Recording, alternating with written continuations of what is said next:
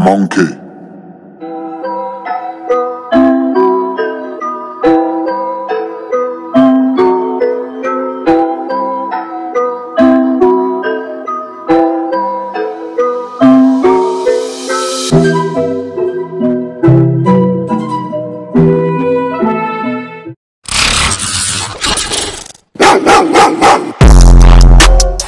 Boom! Riz Parong ako nakabiti, hombre. So ngayon, nandito naman tayo sa isang unboxing na naman. Syempre, hindi natin to paliligtasin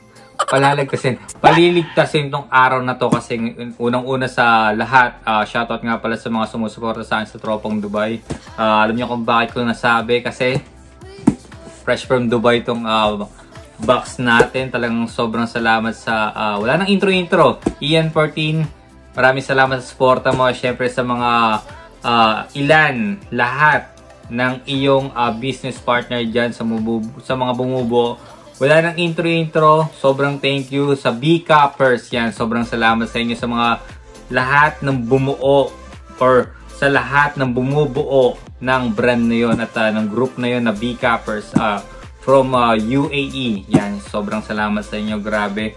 At yun, ang pagkakaalam ko, nabuo tong grupo na to July 1st kasi nagtanong ako ng ilang question kay Ian14 at regarding dito sa grupo na to kasi yun nga kung hindi niyo may tatanong sila yung talagang umuusbong ngayon sa UAE na grupo. Hindi lang sa umuusbong dahil sa mga collector sila, umuusbong din sila dahil yun nga sila yung nagpo-produce pa ngayon, like yung concept parang mga vintage team na mga nilalabas nila pero ang brand name nila ang nilalagay nila, which is yung B-Coppers. Parang pinagsi nila kaya B-Coppers nga pala ang pagkakaalam ko ayon sa ating pananaliksik. Nakanampita ko, hindi nyo naitatanong. Yan.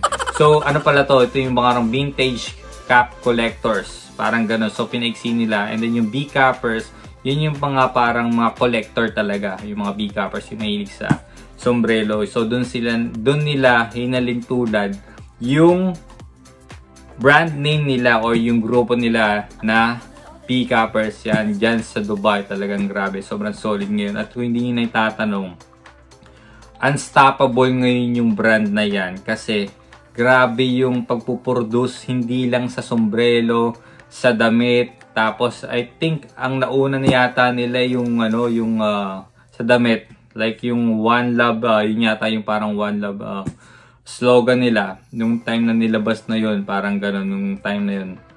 Yung una nilang labas na yun. And then, ang pagkakaalam ko, yung nakikita ko lang sa mga posting nila, yun, na parang ang galing. Kasi nakaisip sila, nakagawa sila ng grupo na to para yun nga, maging kilala. Di naman sa maging kilala sa UAE, pero dahil maiwasan yung mga parang scammer.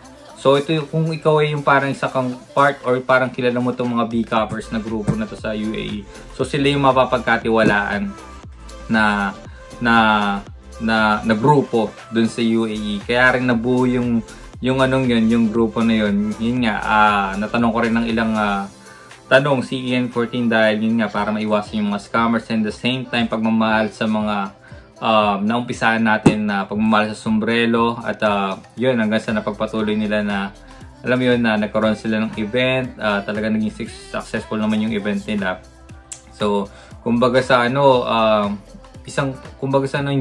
na rin masasabi na parang maliit tong grupo na to sa nakikita ko na parang grabe yung nagiging labas nila na mga produkto ng B-Coppers. Shoutout pala sa mga bagong labas, lalo na yung sa sapatos, napaka solid nun. Yun, habang siguro nagkikwento ako at buksan na natin to dahil ang daldal ko na. Ito kung bagsan on the spot jackpot. Talagang let's go, samahan nyo ako. Kulang pa siyempre, at the same time wow, grabe. Intro pa lang, B-Coppers. Oh my God! Kung hindi nyo naitatanong nga pala, mga ang bumuo sa grupo na Vintage Cap collectors na yun nga na B-Cappers sa UAE. Yan sila. Ian 14, shoutout talaga sa'yo. Sobrang salamat din. And then Flip Austria. Sino pa ba? Yung mga co-founder ng ano, shoutout talaga sa inyo. Grabe kayo. Sino pa ba? Sila Jay-Z, ER, yan, tsaka sila Larry, tsaka Zell. Tama ba? Yeah, Larry, Zell, yan. Siyempre, meron tayong kodigo sa baba dahil hindi natin matatandaan. Kasi on the spot to, talagang pinaglaanan ko talaga ito ng oras to, Ian 14, dahil sa pagmamahal. Grabe sa suporta mo. Sobrang thank you, bossing, Flip Austria, kasi nagbibiroan lang tayo pero tinatawag pala talaga. So yun, sobrang salamat, grabe. Meron tayong ano ba to, shirt ba to? Pro Club shirt, Bricks, may pangalan pa. Ayan, nag-renews background yung anak ko. Nila ko lang yung pinto para maano ko talaga to. Ayan, sige, bulatatin natin para makita natin yung design na pinasa sa atin. Sobrang thank you talaga. Grabe. Pipirma na ba ako ng sponsorship? Grabe. Sponsor ba tawag doon? Yeah, sponsorship nga yung tawag doon. So, ako yung magmo-model nito. Model natin. So, ito yung binigay sa atin na damit. Grabe. More than vintage. More than a vintage. B-Cappers. Yan. Kumbaga sa parang ang tema nun, like, yung samahan nga, hindi lang yung parang, it's like, hindi lang grupo, parang ganun. Parang naging sa family pa. Like, parang ganun yung tema niya. So, nakikita ko. Yeah, more than a vintage. Yan, more than kasi this is your brand eh. Parang gano'n talagang binuo nyo to, talagang pinag-isipan nyo to ng malupit. Dahil talagang ginugol nyo yung oras nyo dyan. Siyempre hindi rin biro dahil ngayon shoutout pala sa drip ko. Yan, Cavite Hombre. Kay Marson, si Marson na nag-produce nito sa Pilipinas. Itong hat dito nila sa Amerika. But hopefully soon makapag-produce tayo sa Pilipinas ulit ng t-shirt. So yun, sobrang thank you talaga. At yun, pangalawang banat. Wow. Tamang-tama, taglabing na. Maraming salamat. Grabe, sobrang salamat talaga. Kumbaga sa tamang-tama talaga itong ngayon. Sobrang lumalamig na ngayon. At hindi nyo na itatanong ng favorite color ko nga pala yung brown. Brown, green, tapos black. Yun yung mga paborito natin. Grabe. Kailangan na matinding photoshoot nito, di ba? Grabe yung materialis nito. Bagay na bagay. But guess what, mga baby kicks ko, burda siya. Grabe. Di nyo na itatanong kasi nga, yun nga, nagtry akong mag-produce din dito sa US ng burda kasi hindi talaga rin biro. Yung pagbuborda medyo may kamahalan din. So, grabe. At the same time, meron siyang design din sa likod. Grabe, na B-Cappers. Sobrang ganda, talagang literal. Size ko pa. Ano yung size to? Oh, large. Yeah, large or XL. Pasok sa akin yan. Sobrang ganda. Pero I think parang mga datingan nito, ang tawag dito, oversized. So mukha siyang maganda talaga. Yan, binubuksan yung yung pintuan. Wow. Nakakatawa si Ian 14, no? Grabe, natutuwa ako, sobrang dami ng binigay niya. Grabe, more than a vintage. Meron pa akong bag na more than a vintage. So, wait lang. Papasokin ko lang yung anak ko. At nanggugulo dun. Boom! Ito, syempre, kinukulit natin at sinama na natin si Baby Kali. Woo! Let's go! Woo! So, yun. Bukod dun sa bag na kasama sa loob ng box, syempre hindi papawalan nga pala syempre yung all-time favorite natin na sombrero. So naglagay din sila ng dalawang sombrero doon. Sobrang thank you talaga sa inyo, sa lahat ng bumubuo ng B-Cappers. Ian 14, Flip, maraming salamat. Larry, Zell, and ER, yan, tsaka kay Jay-Z. Parang si Jay-Z ng yung bata ni Beyonce. Yan. Sobrang thank you sa mga bumuo talaga ng B-Cappers. At Yun. Papakita ko sa inyo muna yung dalawang sombrero kasi ito si Baby Calico. Medyo may sumpong ngayong araw na to dahil lumalamig na. Ha? Ano? Yan. So, meron tayong One Love, One Game.